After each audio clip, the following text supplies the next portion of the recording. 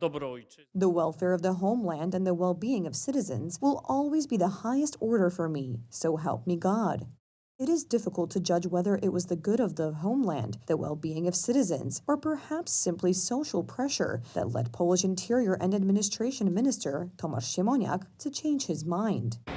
As we have already reported, his ministry has announced a bill saying that the Polish government should pay illegal immigrants to leave our country, introducing a cash form of implementation of reintegration assistance for foreigners upon their return to their country of origin.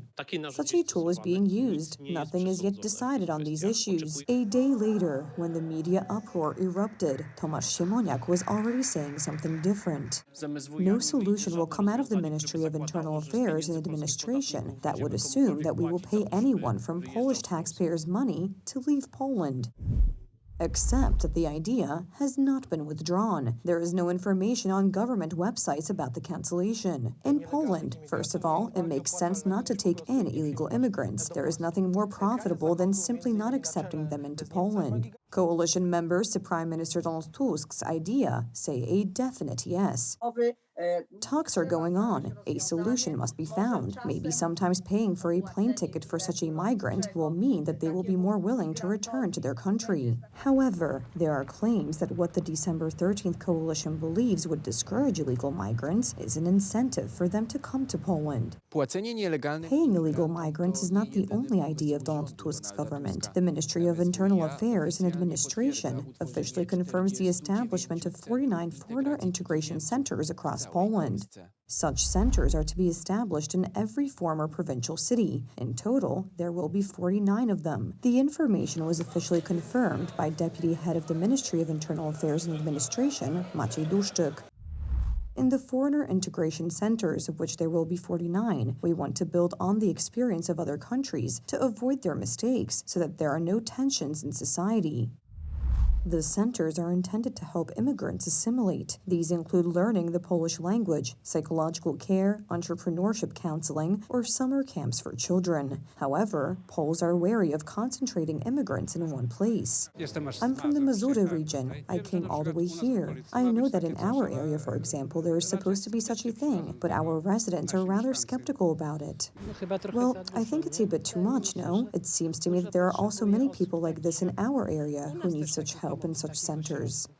You know, I'm a little afraid of that.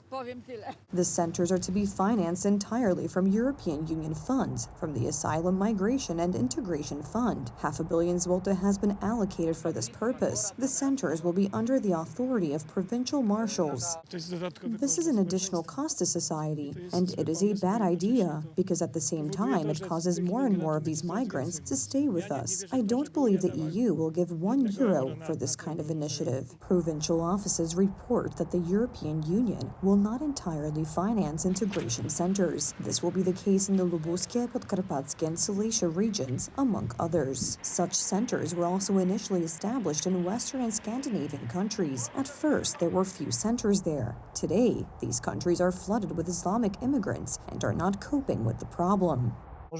It may turn out that our neighbors will be potential hooligans or criminals, and you can see that this is all happening in secret. And it's not about a few or a dozen thousand migrants, but maybe even 100,000 migrants. This could lead to a situation like in Germany. This European country wants to segregate people. There are plans to run women-only train cars on the Berlin subway. This is to protect them from possible harassment. This is capitulation. If someone proposes to make a train car for women so that they will be safe, it means that they are capitulating, that they are not able to ensure the safety of women in any way. So it's like being at war. Poland's fight against illegal immigrants has been going on for a good few years. The Law and Justice government opposed EU decisions on forced relocation of migrants, but now Donald Tusk's government is now standing at attention in front of EU officials. Donald,